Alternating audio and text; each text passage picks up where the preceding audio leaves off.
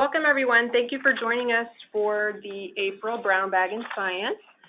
We're very pleased to have Dr. Zach Schlader with us today. Zach is an assistant professor in the Department of Exercise and Nutrition Sciences at the University of Buffalo. And today he's going to talk to us about his research on thermoregulation. So I'm going to first tell you a little bit about Zach, and then we'll turn it over to him. He'll do his presentation, and then we'll allow about 15 minutes at the end for questions. So we hope you have questions throughout, and if you do, go ahead and type those into the question area on the GoToWebinar screen. Zach will turn on his camera at the end, and he'll join us face-to-face for questions at the end. So first, let me tell you a little bit about Zach. He's a fellow of the college and is an assistant professor in the Department of Exercise and Nutrition Sciences and an investigator in the Center for Research and Education in Special Environments at the University of Buffalo. He earned his bachelor's degree in health from Austin Peay State University, his master's in exercise physiology from Indiana University, and his PhD in exercise science from Massey University in New Zealand. He subsequently completed a postdoctoral fellowship at the Institute for Exercise and Environmental Medicine at the University of Texas Southwestern Medical Center and Texas Health Presbyterian Hospital in Dallas. His research is focused on understanding the implications of thermal stress on integrative physiology in healthy and at-risk populations, such as manual laborers, older adults, and individuals with various chronic diseases. To date, his work has focused largely on the fundamentals of temperature regulation and the autonomic, cardiovascular, and renal responses elicited by changes in body temperature and alterations in hydration status. The overall goal of his work is to elucidate the underlying mechanisms by which thermal stress affects comfort, safety, and/or health outcomes, and to identify ways to mitigate these potentially adverse effects. So with that, we'll welcome Dr. Schlader. We're going to turn the presentation over to him, and then we'll join everyone together at the end for Q&A. Great, thank you very much for that introduction, and thank you for allowing me this opportunity to share some of our research. So what we're going to talk about today, we're going to start with essentially why we study thermoregulation, go into some of the details regarding behavioral versus autonomic thermoregulation, and particularly try to emphasize why we study thermal behavior, or the behavioral aspect of thermoregulation. Then we will go into some of our recent pretty exciting work, I think, looking at the signals contributing to that desire to behaviorally thermoregulate, particularly during exercise, and we'll highlight why we think this is an important question. And then we'll also follow up with some take-home points. And then, of course, as Lynette alluded to, we'll happily address any questions. So why we study thermoregulation? It's perhaps to no one's surprise that the world's getting hotter. The last 5 years have been the 5 hottest years ever recorded. And so this warming trend doesn't appear to be slowing down anytime soon. But we also know with global warming, we're starting to see increased climate variability. And so this doesn't mean that we're not going to have very short but very intense cold bouts. And so this picture on the right here is a depiction of the polar vortex. This is probably from a couple of years ago, but I think we all experienced that intense, or a lot of us in the country experienced that intense cold.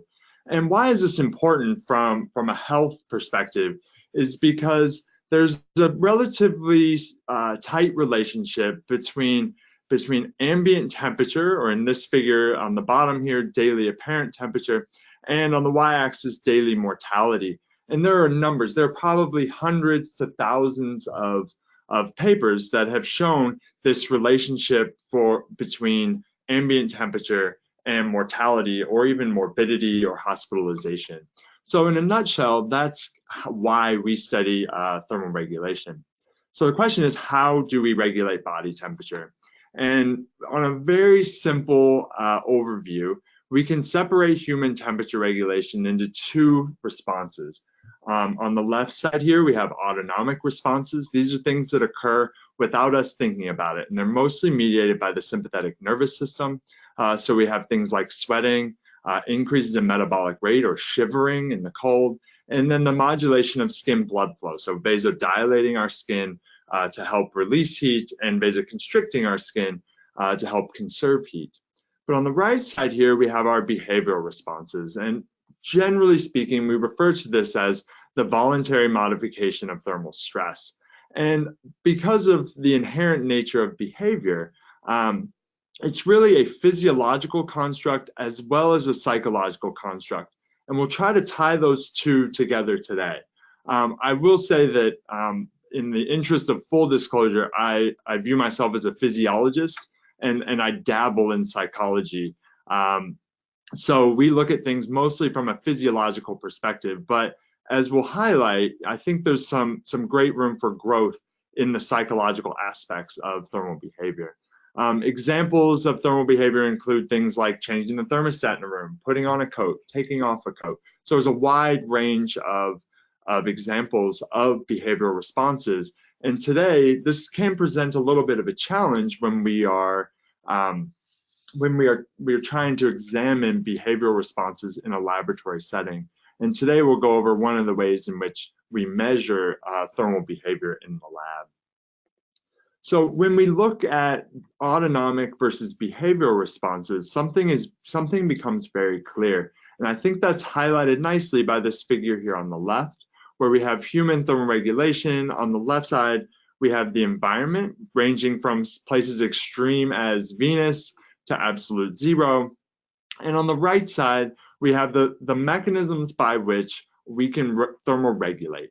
And in a relatively narrow window, we can regulate our body temperatures via autonomic means. So changes in skin blood flow, sweating, shivering, things like that. But generally speaking, across this entire range of environments, we can use behavioral responses to accurately or to adequately regulate our body temperature. So from this, behavior is generally considered to be the most powerful, preferred, effective, limitless mode of thermoregulation. However, and I think this is mostly because behavior straddles this physiology and psychological boundary, is that knowledge regarding the control of autonomic thermoregulation far exceeds that of behavioral thermoregulation. So this is one of the reasons we study behavior, is there's just not that much known about it. But also, in light of this global warming, or this increasing the increased temperatures and increased risk of heat waves, it looks like there's some modeling work that suggests that it's going to get so hot in certain areas of the world that we're not going to be able to regulate body temperature using solely autonomic means. And so this is just a blurb from one of the papers. Sorry, let me adjust this a little bit. That really highlights this, where they conclude that a global mean warming of roughly 7 degrees C would create small zones where metabolic heat dissipation would for the first time become impossible, calling into question their suitability for human habituation. So in this case, the only way we could regulate body temperature in these regions is via behavioral responses. And I would argue that there are many areas in the world that the only way we would survive is via behavioral responses as well. So for instance, if you were to visit the North Pole, the only way in which you would survive on a long-term basis is if you had access to clothing and things of that nature. So we've done a lot of work with this background. We've done a lot of work regarding what signals, what is the body listening to in order to stimulate behavioral thermoregulation. So I'm going to just summarize a bunch of work that's been done over the years. And so really what it comes down to is there are two signals. We have our core body temperature, our internal body temperature. And when it's normothermic, it's not changing. So a general normothermic core temperature is about 37 degrees. But whenever, in this case, we don't have a change in core temperature, but let's say we walk outside and it's hot outside. We walk outside and it's cold outside. We get some sort of deviation in skin temperature. And when this occurs, this generates some amount of thermal discomfort. As a result, a given amount of thermal discomfort brings about a thermal behavior. And the goal of this behavior is to modify skin temperature so that core temperature does not change. So this is what happens during normothermia.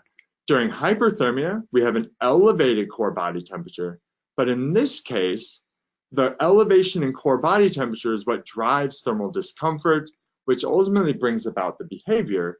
And then this behavior can either directly impact the elevation in core temperature. So, but in this, we might be, say, exercising, and we can slow down or stop exercising, which would then allow for core temperature to come back to normal. Or this behavior could result in cooling of the skin, which could then also help to cool the core eventually. We'll come back to this point as this is very relevant for exercise.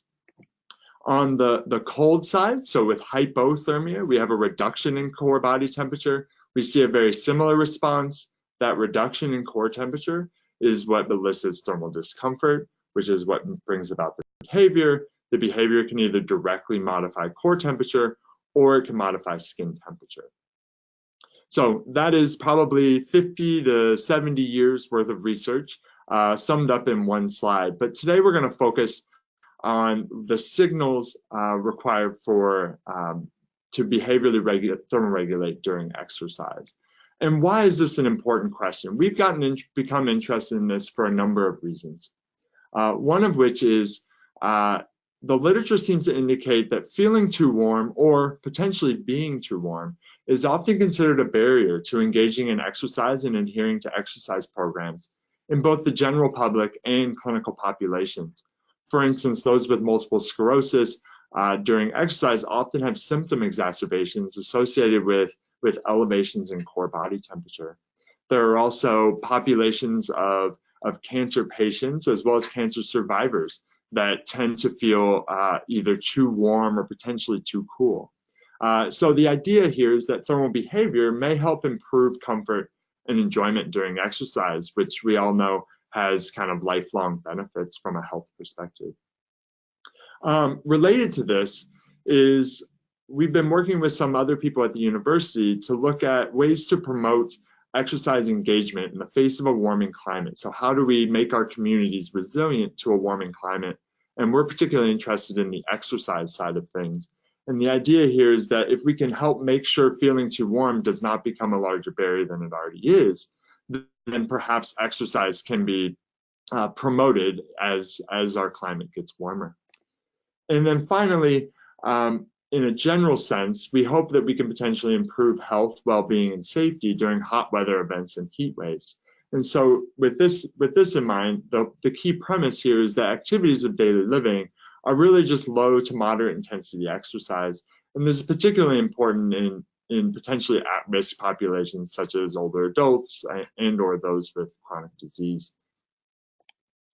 So as I alluded to, one of the main challenges associated with studying thermal behavior is that it's relatively challenging to study and that it's hard to identify causal relationships. So what we've done is had to go back into the literature and try to identify a way to measure thermal behavior objectively and not by simply asking people how comfortable they are. And so what we did is we've gone through and adapted a model that was used by Kavanagh in the late 60s and early 70s. So here we have a figure from one of their papers from 1971, which nicely depicts the model that we're using. So here they have 80 minutes of cold exposure, progressive cold exposure. So TA is the ambient temperature. And you can see the ambient temperature falls throughout this time period. Now, during this time, you can see that skin temperature, TS here, slowly and gradually falls over time. And that tympanic temperature, or this is their index of core body temperature, stays pretty stable early on and then begins to fall towards the end of that exposure. Now, what they had people do is they had their hand in a glove, and the subjects were allowed to control the temperature of that glove so their hand was thermally comfortable throughout. And so what you can see is that as skin and core body temperature fell, you see progressive increases in the temperature of that glove.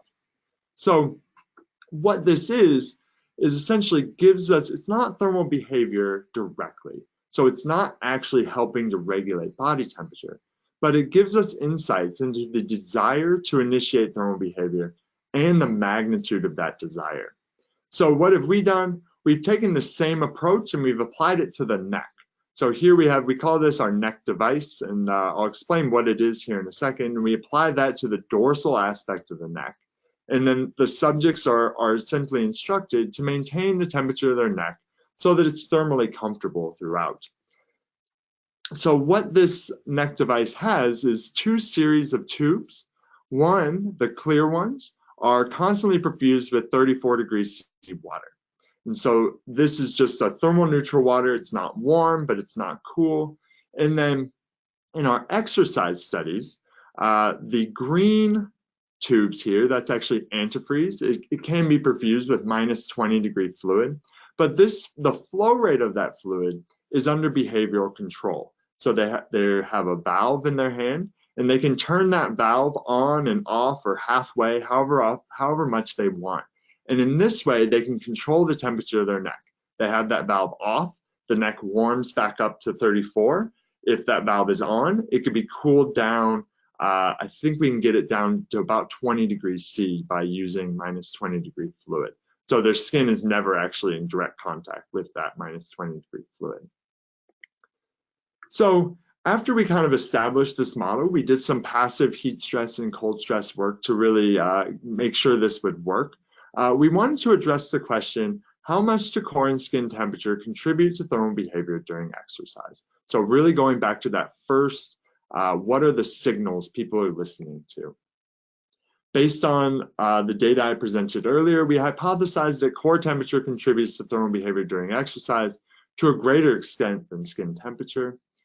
We had people exercise for 60 minutes at a low intensity. We had people do 60 minutes of exercise recovery as well in a moderate thermal environment. What we have here on the left side is the change in core temperatures, so the increase in core temperature. At pre-exercise, people sat for 30 minutes, then they exercised for 60 minutes, and then they sat in the same environment for 60 minutes following exercise. So all the figures you're going to see for this study look like this. So here on the top figure, we have an increase in core temperature of about 0.8 degrees by the end of exercise, and then it falls down. This is a very normal response for this intensity of exercise and in this environment.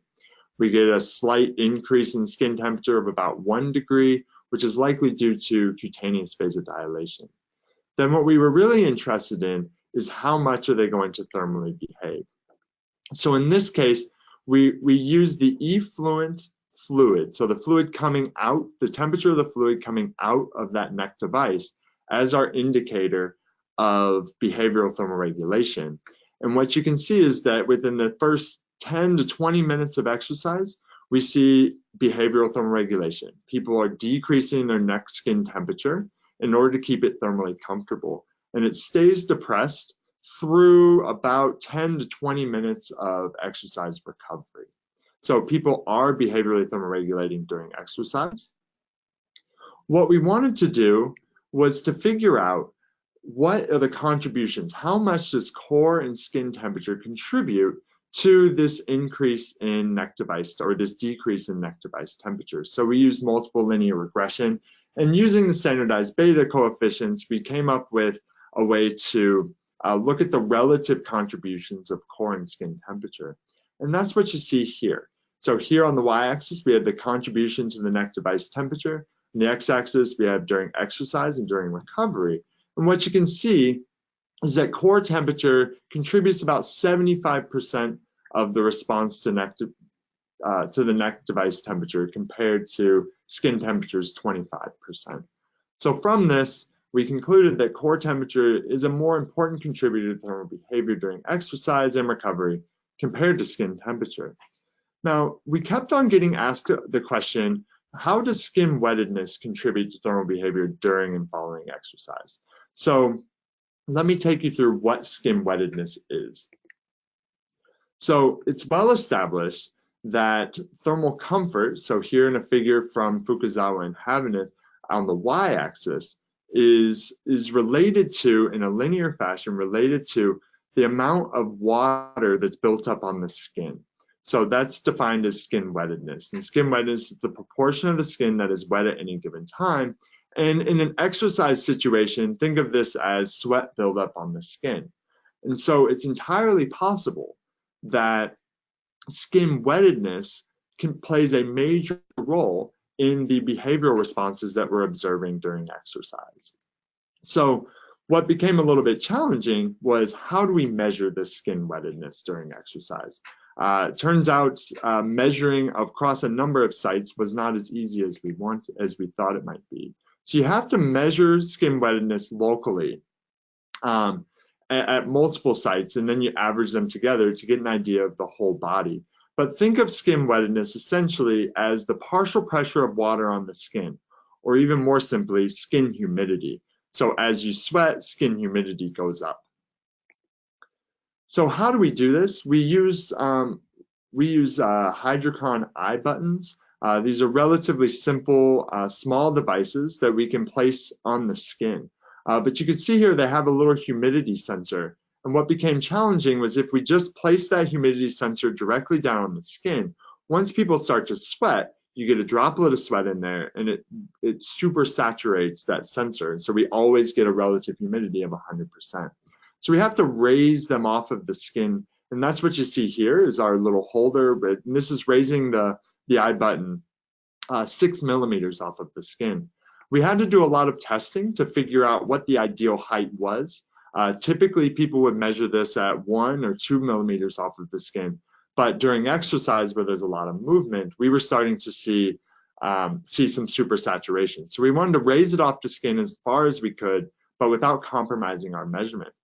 And so we did some what we call basic physics experiments, and we came up with 6 millimeters off of the skin. Looked about like what happens when it's raised 2 millimeters off of the skin, but decreased our chances of supersaturation.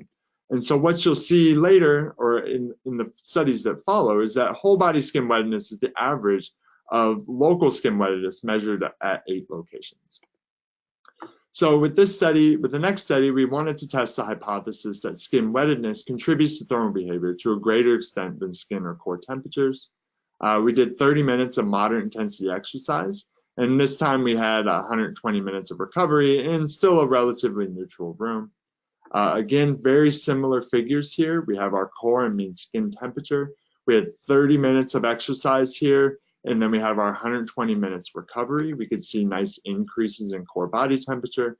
And in this case, mean skin temperature stayed kind of constant across. What most notable is that we were able to track increases in mean skin wettedness. This is whole body skin wettedness. And what's really remarkable is that no one had really quantified what happens during the recovery period. So it's pretty interesting that skin wettedness stays elevated through approximately 90 minutes of recovery. Once again, we were able to document a desire to behaviorally thermoregulate using our neck device temperatures. So during exercise, neck device temperature became reduced. And again, we used our multiple linear regression to look at the contributions of core, skin, and this time, skin wettedness to our neck device temperature. And what we found was that mean skin wettedness contributed more to the neck device temperature than both core and mean skin temperature. So mean skin wettedness contributed about 50% of the variance in this case. So from this, it looked like we had missed skin wettedness in our previous study. So skin wettedness appears to be a greater contributor to thermal behavior during exercise and recovery compared to skin or core body temperatures. So what we've shown so far with skin wettedness is that in a statistical manner, skin wettedness contributes to thermal behavior. But what we hadn't done is been able to identify skin wettedness as an independent modulator of thermal behavior. And so what I'm going to show you now are some data that are hot off the press. We just finished data collection a few weeks ago, and we're in the process of analyzing and getting it written up. But I think they're really exciting data, so I wanted to share them today. And so in this study, we hypothesized that increased levels of skin wettedness, independent of any changes in skin or core temperature, result in a larger thermal behavioral response. So this is a picture of our setup. I'll briefly explain what it all involved. So we had to manipulate skin wettedness, and we did so by modifying ambient humidity. So here in this figure, on the y-axis, we have ambient humidity. On the x-axis, we have time. So at the start of this, ambient humidity was always about 20% humidity. Here we have our, this is ambient humidity in absolute humidity. And then we took baseline measurements, and then we increased the humidity to either 80%, 50%, or left it at 20% relative humidity over the next hour. And then after that hour, we began progressive passive heat stress, where you can see here our participants wearing a water perfused suit, and we perfused warmer and warmer water throughout that suit, and we allowed them to behave throughout. Oops. In this case, participants, we used our neck model, and they were asked to maintain the temperature of their neck so it's thermally comfortable throughout. So the key point to this was whether we were able to modulate skin wettedness, and it looks like we were. So here, again, pretty much the same figure, but we have skin wettedness on the y-axis. And you can see that at various points throughout this protocol, we can see differences in skin wettedness, and particularly highlighted as a greater skin wettedness in the higher relative humidity trial compared to the lower humidity trials. We haven't, as I mentioned, these data are kind of hot off the press, and we haven't been able to try to understand why we're not seeing changes in skin wettedness in the 50% relative humidity trial compared to the 20. But that information will soon to come. Here we have our core body temperature responses and our mean skin temperature responses throughout this protocol. And the important thing here is that there are no differences in core temperature or mean skin temperature. And this is really important, so that way any differences in behavior could be isolated to changes in skin wettedness. So in this case, with our behavioral model, they got 30 seconds of this 20-degree C fluid through the neck device on the click of a button. So they did not have the valve, they clicked the button. And what this does is allows for quantification of the motivation to behave. And so I'll briefly introduce that here. And so this is essentially an operant paradigm. This is what I talked about, where we're starting to get into a little bit more on the psychology side of things, or the reinforcement side of things. And these are data in rats. And what you can see is that the number of times, so the number of reinforcements in which a rat goes for cooling, is directly dependent on how hot that environment is. So in this case, the rat is more motivated to behaviorally thermoregulate when it's hotter. So we followed this up and did a study a year ago where we tried to do the same thing in humans to essentially replicate these data in rats. And so here we exposed people to either 32 degrees or 42 degrees, and you can see that they had higher body temperatures. They behaved, so they were allowed to control the temperature of their neck, and they maintained it lower in the 42 degrees trial. And indeed, they were more motivated to behave. So in order to achieve this lower neck skin temperature, they had to click the button more times. So as a result, they were more motivated. So if we applied this to our skin wettedness data, here we have on the y-axis the cumulative presses of the button, so the number of times in which they wanted to behaviorally thermoregulate. You can see that they were more motivated to behaviorally thermoregulate when they had higher skin wettedness. You can also see that they maintain their neck device temperature lower, particularly during the latter stages of the passive heat stress, when they had higher levels of skin wettedness.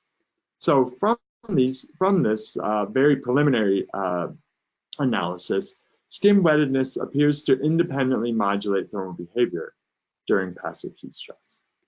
Okay, so just to wrap up here with a few take-home points before questions. I hope everyone can appreciate that behavior is our most preferred and powerful thermoregulatory modality.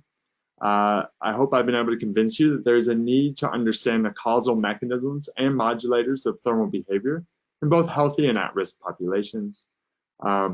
hopefully you could take away that there's a desire to engage in thermal behavior during exercise, that skin wettedness is an important modulator of thermal behavior during exercise, and that multidisciplinary approaches, largely incorporating some on the psychology side, may help shed light on how thermal afferent information is integrated and translated to produce thermal behavior in humans.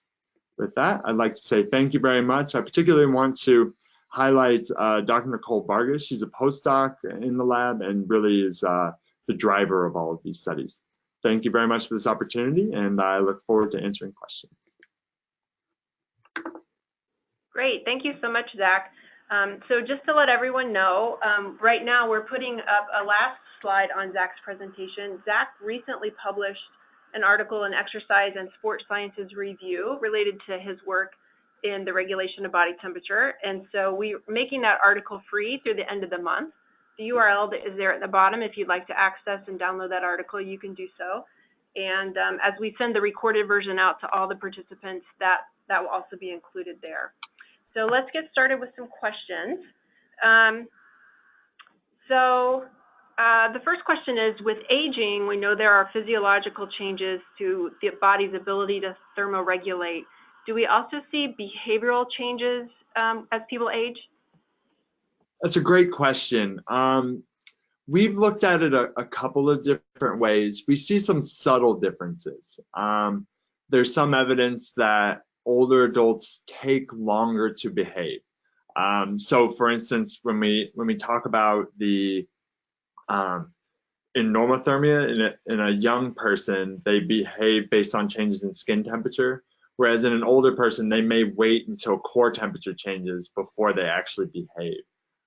So there's this idea that they might be delayed a little bit. But we've tried to look at it a few times, and we haven't, the effect doesn't seem to be very large. Great, thank you. Another question we have is about hot flashes during the peri and postmenopausal stage for women, and do those affect core temperature and or performance during exercise? Oh, that's a really good question. Admittedly, I'm not an expert in this. I want to say core temperature, it might go up a little bit, but a hot flash is really it's a very large vasodilation in the skin, and you get sweating. I'm not sure if core temperature really goes up. And it's obviously associated with a very large thermal discomfort. I'm not sure how it might affect exercise performance or anything like that, or whether maybe exercising could bring on a hot flash. I'm not sure of that dynamic. I don't know if anyone's done it either. Okay, potential future collaboration there. Yeah. Okay. Always. What about? Yeah, we noticed in the bio, one of your interest area was laborers and how this is related to people who have physically demanding jobs. What's the current recommendation or thinking about folks who have these jobs where they may need to thermoregulate, but perhaps their work environment doesn't allow them to have lots of options for behavioral regulation? Is that then sort of more of a policy issue or an environmental issue for the company, or how do you work with laborers around this particular issue? Yeah, we haven't done a lot of work directly with laborers in this way. A lot of it comes down to policy issues and work rest ratios and things like that. Something we've been interested in is self-pacing.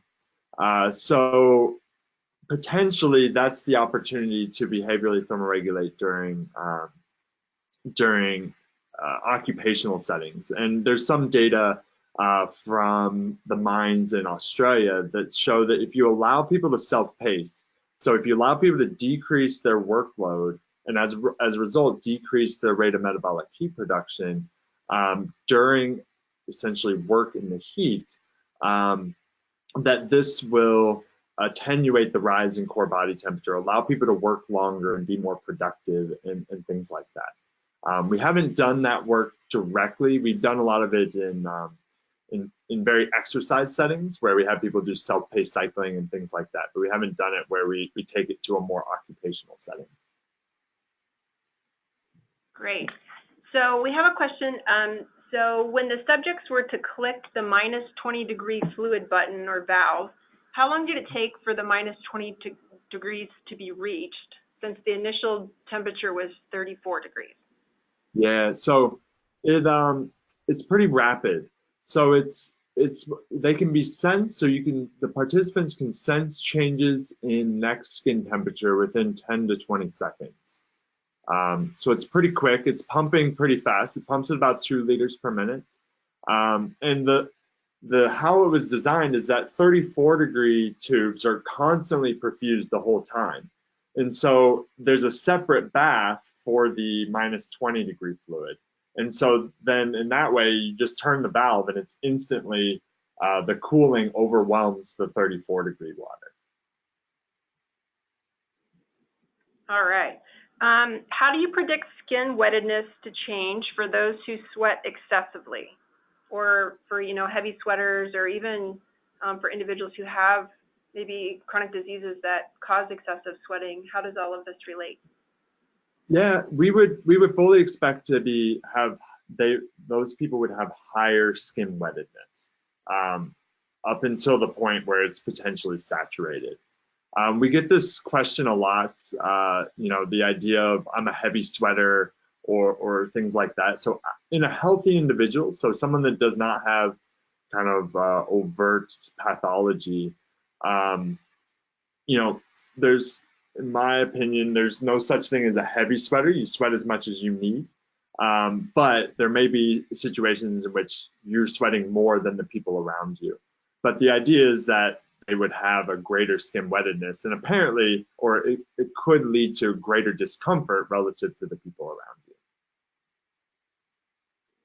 Awesome. All right. Do you know, this question is about whether or not there is a relationship between thermal behavior and muscle fatigue, or between skin wettedness and muscle fatigue during exercise. Any thoughts on that? Regarding skin wettedness, I don't think so.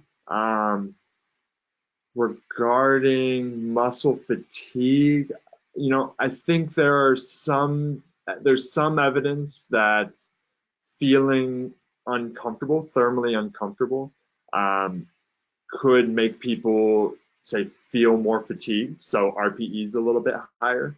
But I don't think, say, thermal behavior is not directly linked to muscular fatigue necessarily. Great. So I have a question. At ACSM, we are updating our position stand on heat stroke and heat illness. And I'm curious, do you think there's any sort of role where behavioral thermoregulation may not, I don't know, well, if it contributes, or if maybe individuals who experience heat stroke, is there a role for behavioral thermoregulation in which perhaps they didn't behaviorally thermoregulate for whatever reason? Yeah, I think my understanding, I don't study heat stroke directly, but I follow the literature pretty closely. And my understanding of it is that the risk of heat stroke goes up in situations in which there's a lot of external motivators. So imagine a military situation in which you have 20 to 30 people around you, everyone's going hard, you have someone barking at you to go faster or keep going, stuff like that, but every signal in your body is saying stop, right? That could be considered to be thermal behavior. It's, hey, I'm too hot, I need to stop. And but you're pushing through those signals because of the external factors. And so I think there is a contribution as much as people are not listening to those signals. Does that answer your question? Yes, thank you. Yeah.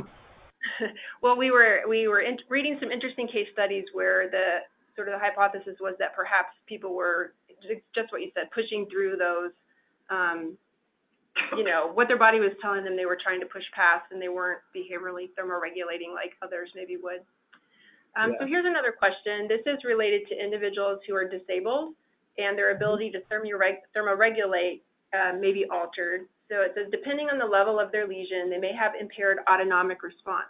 How much more of a role do you believe thermal behavior plays in their ability to thermoregulate?